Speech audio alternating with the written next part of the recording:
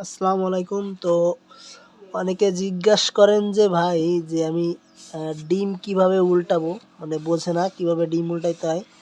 আপনারা দেখেন এই যে আমি উল্টাইতেছি, একটু খেয়াল করলেই দেখতে পারবেন। এই যে জাস্ট আপনি যে ডিমটা এইভাবে ধরে দেন, এই যে দেখছেন কীভাবে সহজেই ঘুরাই ফেললাম। এই যে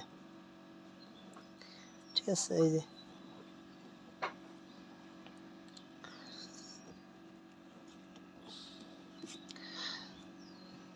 এইভাবে আছে, এই যে এইভাবে ঘুরাই দেবেন। ঠিক আছে, এই যে